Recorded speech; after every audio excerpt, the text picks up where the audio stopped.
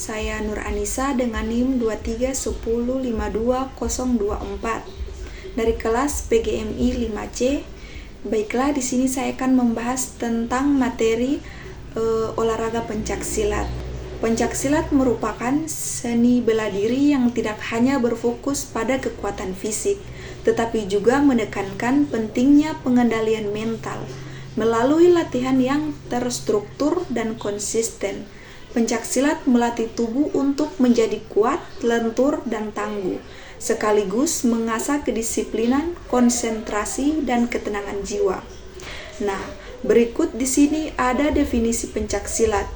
Pencaksilat adalah seni bela diri tradisional Indonesia yang telah berkembang sejak zaman dahulu dan menjadi bagian penting dari kebudayaan bangsa. Istilah pencak merujuk pada gerakan bela diri yang teratur dan sering dipertunjukkan sebagai seni, sedangkan silat adalah penerapan teknik bela diri dalam pertarungan sesungguhnya. Jadi, kedua unsur ini saling melengkapi dan tidak dapat dipisahkan.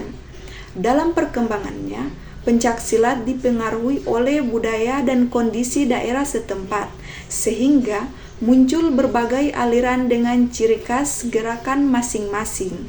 Selain itu, pencaksilat juga mendapat pengaruh dari budaya luar seperti Cina, India, dan Arab. Dengan perpaduan unsur seni, teknik, dan nilai-nilai tradisional tersebut, pencaksilat menjadi bukan hanya bela diri, tetapi juga warisan budaya yang memperkuat identitas Indonesia. Yang berikut ada sejarah pencaksilat.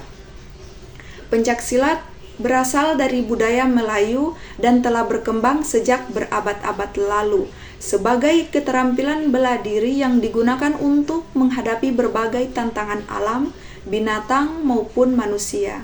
Perkembangan modernnya mulai terarah setelah berdirinya IPSI pada tahun 1948 sebagai induk organisasi resmi yang bertujuan mempersatukan berbagai aliran pencaksilat di Indonesia. Dalam perjalanannya, muncul PPSI sebagai wadah perguruan yang lebih menonjolkan aspek seni, sehingga terjadi dualisme pembinaan hingga akhir PPSI bergabung kembali ke IPSI pada tahun 1973 karena IPSI diakui pemerintah sebagai organisasi resmi berskala nasional. Yang berikut ada nilai luhur pencaksilat. Nilai luhur dalam pencaksilat dikembangkan melalui 4 aspek utama yang saling berkaitan: aspek spiritual, seni gerak, bela diri, dan olahraga.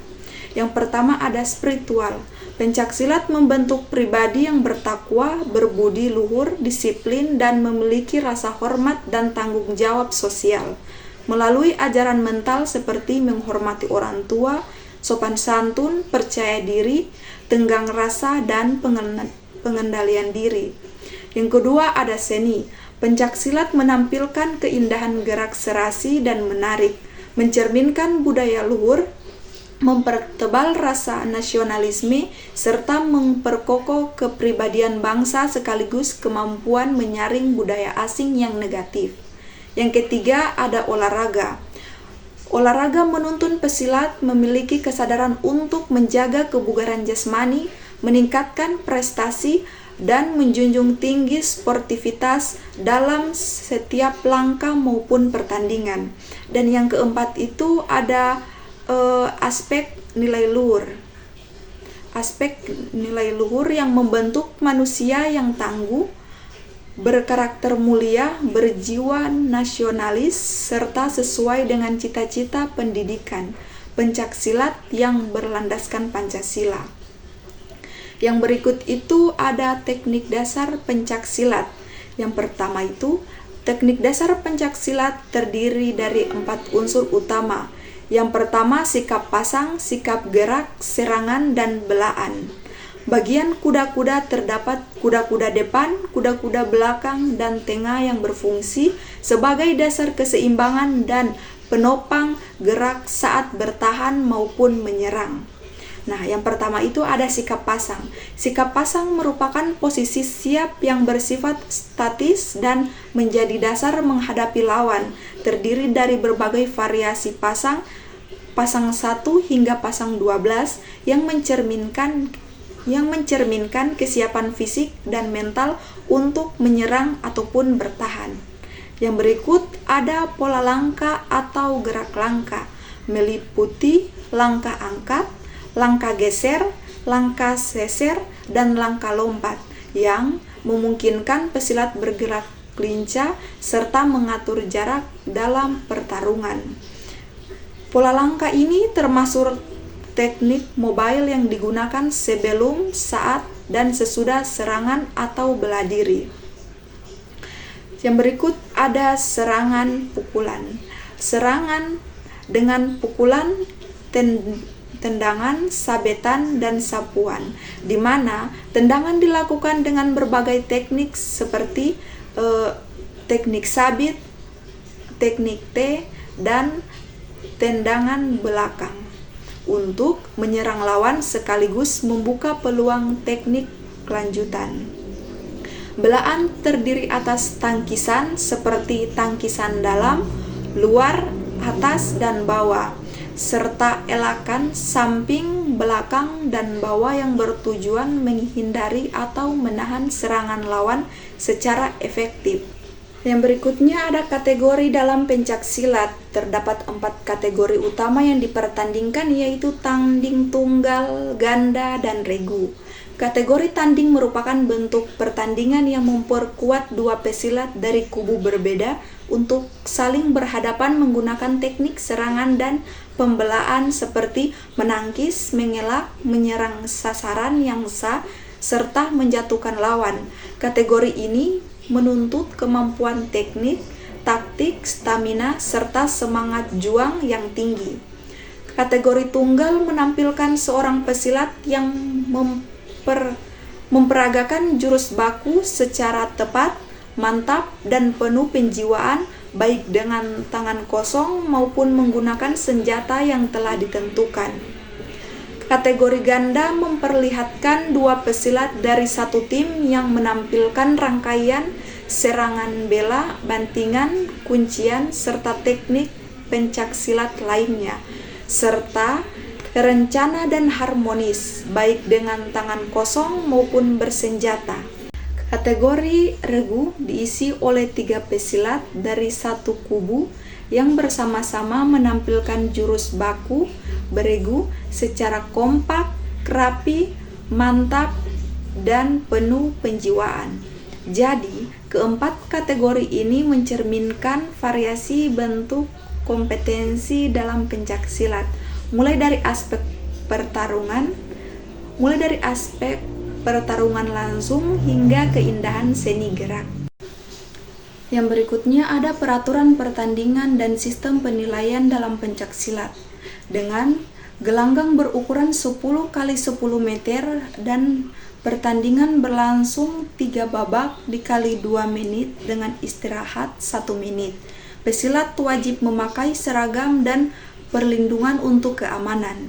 Pertandingan dipimpin 1 wasit dan dinilai oleh 5 juri. Nilai diberikan berdasarkan kualitas serangan ringan dan nilai 2-3 untuk serangan sempurna atau jatuhan. Penilai juga mempertimbangkan ketepatan teknik, sikap pasang, pola langkah, kecepatan, kekuatan, dan pengendalian diri, sehingga pertandingan berjalan adil dan sesuai kaidah pencak silat. Yang berikutnya, ketentuan kemenangan dalam pertandingan pencak silat. Kemenangan dapat diperoleh melalui beberapa ketentuan. Yang pertama, menang angka. Menang angka diberikan kepada pesilat yang memperoleh poin lebih tinggi dari lawannya. Jadi yang berikutnya ada menang teknik. Menang teknik terjadi apabila lawan tidak mampu melanjutkan pertandingan karena cedera, kelelahan, atau alasan teknik lain yang membuat tidak dapat bertarung lagi. Menang mutlak diberikan ketika seorang pesilat berhasil menjatuhkan lawan hingga tidak mampu bangun sebelum wasit selesai menghitung sampai angka 10. sampai dengan angka 10. Pemenangan juga dapat terjadi melalui diskualifikasi, yaitu ketika lawan melakukan pelanggaran berat atau menerima peringatan ketiga dari wasit.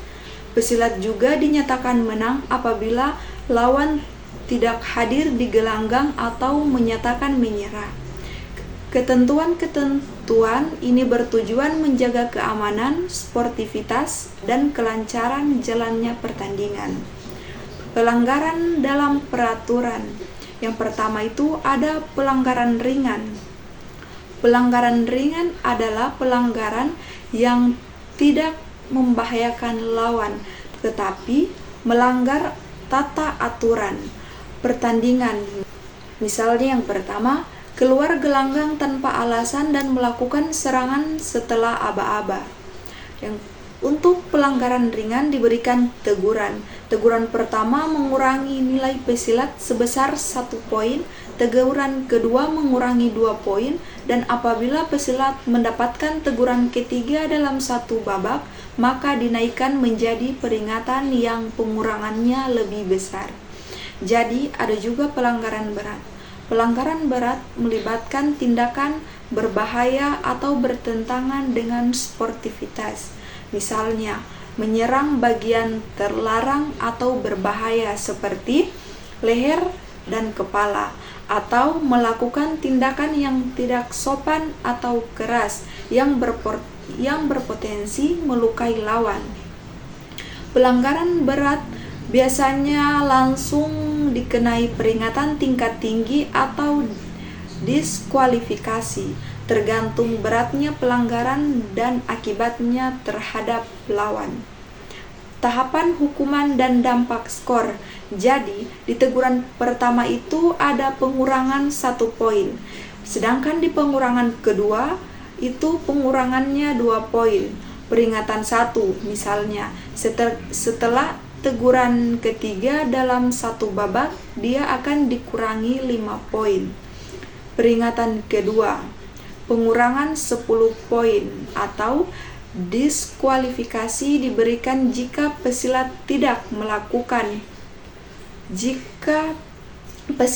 terus melakukan pelanggaran setelah peringatan kedua, melakukan pelanggaran berat yang disengaja atau menyebabkan lawan cedera sehingga tidak bisa melanjutkan